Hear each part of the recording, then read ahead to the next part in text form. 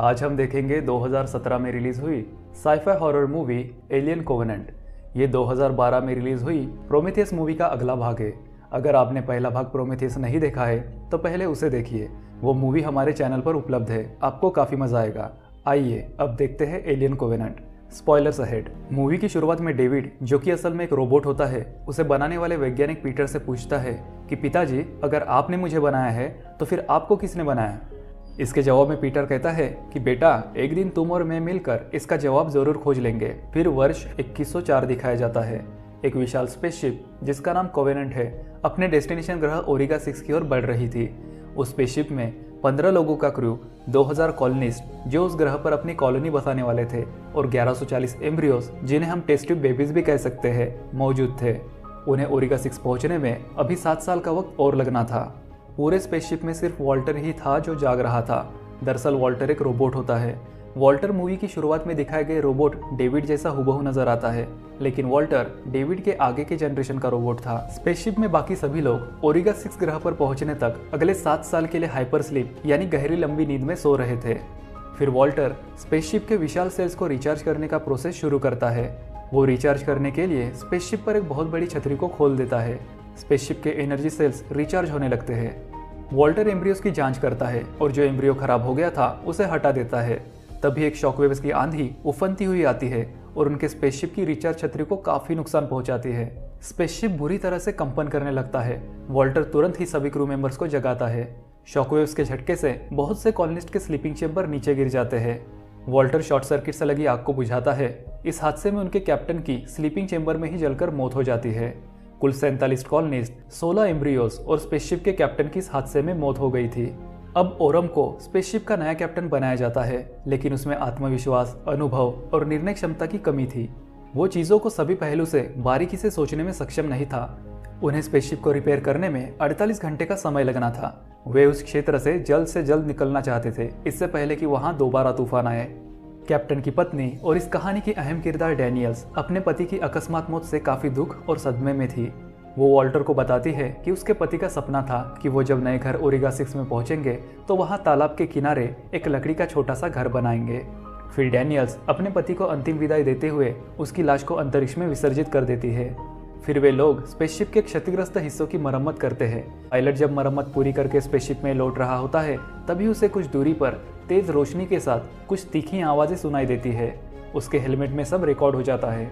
Spaceship में पहुंचकर जब वे उस रिकॉर्डिंग को सुनते हैं तो पायलट पकड़ लेता है कि दरअसल वो आवाज महज एक आवाज नहीं बल्कि एक मशहूर गाना है। वो सभी आश्चर्यचकित हो जाते हैं कि पृथ्वी से इतनी दूर किसी गाने का सिग्नल कैसे सुनाई दे सकता है। वे लोग उस आवाज के सिग्नल के स्रोत का पता लगा लेते हैं। उनके स्पेसशिप से मात्र कुछ ही हफ्तों की दूरी पर एक सौर मंडल में 5 ग्रह घूम रहे थे। इसमें चौथे नंबर का ग्रह जीवन अनुकूल प्रतीत हो रहा था। उसमें पृथ्वी समान वातावरण, गुरुत्वाकर्षण, महासागर और महाद्वीप भी थे। बस यही से वो गाने वाला सिग्नल आ रहा था। अजीब बात यह थी कि मानव जीवन के लिए ये उनके डेस्टिनेशन ग्रह ओरिगा 6 से भी बहुत बेहतर था। अब ये उन सबके लिए परीक्षा की घड़ी थी। वो सभी ओरिगा 6 की तरफ बढ़ते रहे अगले 7 साल के लिए, या फिर कुछ ही हफ्तों की दूरी पर स्थित इस नए ग्रह की तरफ चले। एक तरफ था डेस्टिनेशन ग्रह ओरिगा 6, जिसके लिए उन्होंने सालों का रिसर्च किया था और उन्हें सालों की ट्रेनिंग भी मिली थी, और दूसरी तरफ था ये बिल्कुल ही पास का ग्रह जिसमें जीवन अनुकूलता बहुत अधिक थी। क्रू मेंबर्स हाल ही में एक हादसे में बाल बाल बचे थे, इसलिए दोबारा वे लोग स्लीपिंग चेंबर में अगले 7 साल के लिए जाकर अपनी जान जोखिम में नहीं डालना चाहते थे। उन्हें डर था कि दोबारा कोई हादसा न घट जाए और कहीं वे लोग भी कैप्टन की तरह नींद में ही जलकर न मर जाए। आखिर वे सब पृथ्वी से इतनी दूर आसमानी चिता में तो जलने नहीं आए थे। डैनियल्स नए कैप्टन को समझाने की कोशिश करती है कि इस गाने के सिग्नल वाले नए ग्रह में जाना बिल्कुल भी ठीक नहीं है, क्योंकि उन्होंने कई दशक की डीप रिसर्च और मेहनत के बाद ओरिगा 6 का चयन किया था। उसके लिए उन्होंने लंबी कंटिन्यूस ट्रेनिंग भी हासिल की थी, जबकि हाल ही में मिले गाने के सिग्नल वाले नए ग्रह के बारे में उन्होंने कोई रिसर्च भी नहीं किया था। डैनियल्स का मानना था कि इंसानी आवाज में गाना, वो भी उस ग्रह से जहाँ इंसानी जीवन है ही नहीं, एक बिल्कुल परफेक्ट ग्रह का अचानक से दिखना जो इंसानी जीवन के लिए इतना अनुकूल प्रतीत हो रहा है, ये सारे पॉइंट्स अपने आप में जीवन के कम और खतरे के निशान ज्यादा लग रहे हैं। कैप्टन डैनियल्स को समझाता है कि ये नया ग्रह मानव जीवन के लिए एक बेहतर विकल्प साबित हो सकता है। रही बात अचानक से दिखने की, तो हो सकता है कि उनसे ये ग्रह रिसर्च करते वक्त मिस हो गया हो। कैप्टन इस बात पर भी जोर देता है कि वैसे भी कोई भी क्रू मेंबर 7 साल के लिए फिर से स्लीपिंग चेंबर में जाकर अपनी जान खतरे में नहीं डालना चाहता है। फाइनली कैप्टन डैनियल्स की बातों को खारिज करते हुए जहां से गाने के सिग्नल मिल रहे थे उसी ग्रह की ओर स्पेसशिप का रुख करता है। क्रू मेंबर्स की एक टीम एक छोटे स्पेस शटल में उस ग्रह के वातावरण में प्रवेश करती है। वायुमंडल के तूफान और झटके को झेलते हुए उनका स्पेसशिप उस ग्रह पर लैंड करता है। उस ग्रह की भौगोलिक संरचना बिल्कुल पृथ्वी जैसी थी। पानी के झरने और कई तालाब भी थे। सबसे आगे वॉल्टर द रोबोट चल रहा था, जिससे कि किसी भी खतरे का सामना होने पर सबसे पहले वो उसका मुकाबला करे। एक क्रू मेंबर जिसका नाम फेरिस होता है उसको स्पेस शटल पर छोड़कर बाकी सब उस ग्रह पर उतर जाते हैं। वो गाने वाला सिग्नल जो कि 8 किलोमीटर पश्चिम से आ रहा था सब उसकी ओर बढ़ने लगते हैं। उन्हें गेहूं की फसल दिखाई देती है। गेहूं के बाली काफी बड़े थे। वे सोच रहे होते हैं कि आखिर ये फसल यहाँ किसने उगाई। उनमें से करीन और उसका एक साथी पानी का सैंपल लेने रुक जाते हैं और बाकी सब आगे बढ़ जाते हैं। आगे बढ़ने पर उन्हें एक छोटी पहाड़ी नजर आती है जिसके एक हिस्से में सारे पेड़ कटे पड़े थे, मानो कोई बड़ी सी चीज उन्हें काटती हुई गुजरी हो। तभी एक विचित्र बात की तरफ उनका ध्यान जाता है कि पृथ्वी जैसा वातावरण होने के बावजूद भी वहां पर किसी भी किस्म के पशु पक्षी का नामो निशान तक नहीं था। फिर नीचे ग्रह पर गए लोगों को मेन स्पेसशिप से एक मैसेज मिलता है कि तूफान आने वाला है। पानी का सैंपल लेने रुके करीन के साथी का पैर कुछ अंडों जैसी चीजों पर पड़ता है। उन अंडों में से कुछ सूक्ष्मजीव उड़कर उसके कान में घुसकर उसकी त्वचा में समा जाते हैं। उधर आगे गए हुए क्रू को एक अजीब सा दिखने वाला बड़ा और पुराना स्पेसशिप नजर आता है। फिर उन क्रू मेंबर में से एक और के नाक से वैसे ही सूक्ष्मजीव अंदर घुस जाते हैं। अब पहला बंदा जिसके कान से सूक्ष्मजीव अंदर गए थे उसकी तबीयत बिगड़ने लगती है। दूसरी तरफ उस पड़े हुए पुराने स्पेसशिप के अंदर डैनियल्स को डॉक्टर ई शॉ का आईडी टैग मिलता है। वॉल्टर डैनियल्स को बताता है कि डॉक्टर एलिजाबेथ शॉ 10 साल पहले गायब हो चुके स्पेसशिप प्रोमेथियस की चीफ साइंस ऑफिसर थी। उन्हें यह भी पता चलता है कि ये स्पेसशिप वो स्पेसशिप नहीं है जिसमें doctor Elizabeth Shaw space mission पर गई थी। उधर दूसरे क्रू मेंबर्स उस कंट्रोल रूम में पहुंच जाते हैं जहां पर उन्हें वो होलोग्राम रिकॉर्डिंग देखने मिलती है जिसमें डॉक्टर एलिजाबेथ शॉ इस स्पेसशिप को उड़ाते हुए गाना गा रही होती है। यही वो गाने वाला सिग्नल था जिसकी तलाश में वो सब यहाँ इस ग्रह पर आए थे। उधर सबसे पहले इन्फेक्टेड हुए करीन के साथी की तबीयत और बिगड़ने लगी थी। उसे सांस लेने में भारी दिक्कत हो रही थी। इस कारण वे लोग स्पेस शटल पर वापस लौटने का निर्णय लेते हैं। तभी दूसरे इन्फेक्टेड क्रू मेंबर की तबीयत भी बिगड़ने लगती है। यहाँ पहले वाले क्रू मेंबर की तबीयत और बिगड़ जाती है और उसे खून की उल्टी होने लगती है। करीन और फेरिस उसे किसी तरह स्पेस शटल के मेडिकल चेंबर में लेकर जाते हैं। उसके इलाज के लिए जैसे ही उसकी टी शर्ट फाड़ी जाती है पीठ से खून का फव्वारा फट पड़ता है। फेरिस भागकर मेन स्पेसशिप को इसकी सूचना देती है। फिर वो करीन को भी उसके इन्फेक्टेड साथी के साथ ही मेडिकल चेंबर में लॉक कर देती है, इस डर से कि कहीं करीन भी इन्फेक्ट न हो गई हो। करीन फेरिस से उसे बाहर निकालने के लिए मिन्नतें करती है लेकिन वो नहीं मानती है। वो मजबूर थी क्योंकि वो इन्फेक्शन को और नहीं फैलने देना चाहती थी। इधर क्रू मेंबर की तबीयत बहुत बुरी तरह से बिगड़ जाती है और उसके पीठ से नुकीले कांटे फट पड़ते हैं और फिर उसकी पीठ को फाड़ते हुए उसके अंदर से एक एलियन जंतु बाहर निकलता है। फिर वो एलियन जंतु करीन की ओर बढ़ता है। फेरिस गन लेकर उस एलियन जंतु से निपटने के लिए मेडिकल चेंबर की तरफ भागती है लेकिन तब तक उस जंतु ने करीन पर हमला कर दिया था। फेरिस जब चेंबर में लौटती है तो खून पर फिसल जाती है। वो चेंबर में उस एलियन जंतु को बंद करके भागती है लेकिन वो जंतु बाहर निकल आता है। फेरिस उस पर कई राउंड फायर करती है और इस चक्कर में उसकी एक गोली गैस सिलेंडर में लग जाती है और एक भारी धमाके के साथ पूरे स्पेस शटल के परखच्चे उड़ जाते हैं। उधर स्पेस शटल के बाहर दूसरे क्रू मेंबर जिसके नाक से इन्फेक्शन उसके शरीर में घुसा था उसकी भी हालत बिगड़ने लगी थी। वो दर्द से बुरी तरह तड़पने लगता है। उसका मुंह फाड़कर एक एलियन जंतु बाहर निकलता है और जंगल में भाग जाता है। वॉल्टर ये सब बहुत ही ध्यान से देख रहा होता है। डैनियल्स मेन स्पेसशिप से संपर्क साधने की कोशिश करती है लेकिन खराब मौसम के कारण उसकी कोशिशें विफल हो जाती है। तभी जंगल से वही जंतु जो थोड़ी देर पहले क्रू मेंबर का मुंह फाड़कर निकला था कुछ ही मिनट में अब बड़ा हो गया था। वो जंतु दौड़ता हुआ आता है और डैनियल्स पर लपकता है लेकिन वॉल्टर बीच में आकर डैनियल्स को बचा लेता है। वो जंतु वॉल्टर का एक हाथ खा जाता है। वो उनके 3 और क्रू मेंबर्स को भी जान से मार देता है। तभी एक रहस्यमय आदमी एकाएक वहां पर प्रकट होता है और एक फ्लेयर गन से धमाका करता है जिससे वो जंतु वापस जंगल में भाग जाता है। वो बाकी बचे हुए क्रू मेंबर्स को उसके पीछे आने को कहता है। वो उन्हें एक विशाल स्टेडियम नुमा शहर में लेकर जाता है जहां चारों ओर हजारों लोगों की पुरानी अकड़ी हुई लाशें थी। जो जिस स्थिति में था उसी हाल में मर गया था। वो उन्हें एक विशाल भवन के अंदर लेकर जाता है। दरअसल ये रहस्यमय आदमी मूवी की शुरुआत में दिखाया गया रोबोट डेविड था जो कि डॉक्टर एलिजाबेथ शॉ के साथ 10 साल पहले गायब हो चुके स्पेसशिप प्रोमेथियस में क्रू का एक हिस्सा था। डेविड उन सबको आगे बताता है कि सिर्फ वो और doctor Elizabeth Shaw Prometheus spaceship की दुर्घटना में बचे थे।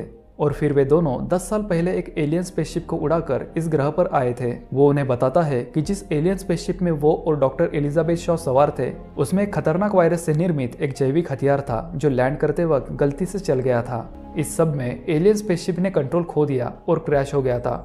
डॉक्टर एलिजाबेथ शॉ उस क्रैश में मारी गई थी। डेविड उन्हें बताता है कि उन सब ने आज जो एलियन जंतु देखे थे वो उसी वायरस के नमूने थे और तब से वो इस ग्रह में फंसा हुआ है।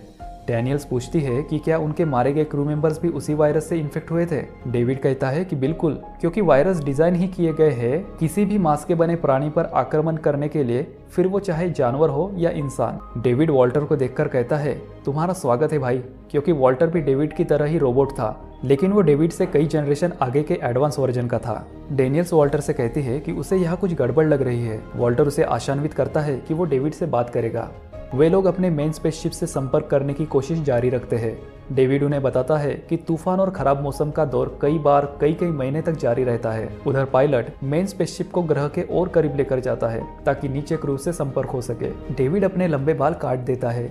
डेविड उस पल को याद करता है जब वो इस ग्रह पर आया था और कैसे उसने इस ग्रह के लोगों पर जैविक हथियार का इस्तेमाल करके इस ग्रह के लोगों पर वायरस की बारिश कर दी थी, जिससे अगले ही पल पूरे ग्रह पर जीवन समाप्त हो गया था। डेविड वॉल्टर को डॉक्टर एलिजाबेथ शॉ की कब्र दिखाता है। डेविड वॉल्टर को बताता है कि वो डॉक्टर एलिजाबेथ शॉ से प्यार करता था जैसे वॉल्टर डैनियल से प्यार करता है। वॉल्टर कहता है कि ये संभव नहीं है क्योंकि वो दोनों रोबोट है। रात को वही एलियन जंतु जो जंगल में भाग गया था उनके ठिकाने पर आता है और उनमें से एक क्रू मेंबर को मार डालता है। उधर क्रू का अपने मेन स्पेसशिप से संपर्क कायम हो जाता है।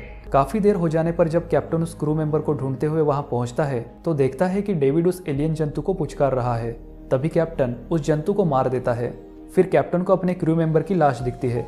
वो डेविड को नष्ट करने की धमकी देते हुए पूछता है कि वो उसे सब कुछ सच सच बताए कि असल में वहाँ क्या चल रहा है। डेविड कैप्टन को अपनी प्रयोगशाला में लेकर जाता है। वहाँ वो कैप्टन को वायरस के एम्पुल्स दिखाता है जो इस ग्रह के मिलिट्री साइंटिस्ट ने इजाद किए थे। कैप्टन को पता चलता है कि दरअसल उसके क्रू मेंबर्स को मारने वाला एलियन जंतु डेविड का ही बनाया हुआ था। डेविड ने उस वायरस को और ज्यादा डेवलप करके और कई एलियन जंतु बनाए थे। वो धोखे से कैप्टन के ऊपर एलियन जंतु छोड़ देता है। तब तक दूसरे क्रू मेंबर्स भी कैप्टन की तलाश में डेविड की प्रयोगशाला में पहुंच जाते हैं। उधर पायलट एक दूसरा स्पेस शटल लेकर मेन स्पेसशिप से ग्रह की तरफ बढ़ता है। जब कैप्टन को होश आता है तो वो डेविड से पूछता है कि आखिर डेविड चाहता क्या है। डेविड उससे कहता है क्रिएशन, और फिर कैप्टन की छाती फाड़कर एक नया एलियन जंतु बाहर निकलता है। डेविड उस नए जंतु से कम्युनिकेट करता है जैसे एक माँ अपने नवजात शिशु से। असल में डेविड जानता था कि वो एक रोबोट है और वो कभी भी इंसानों की तरह नए जीवन का क्रिएशन नहीं कर सकता। इसीलिए इस कुंठित मानसिकता के कारण वो दिमागी रूप से विक्षिप्त हो चुका था। वो नए जीवन का सृजन करके इंसानों की बराबरी करना चाहता था। इंसानों को तो वो एक डिफेक्टिव स्पीशीज मानता था।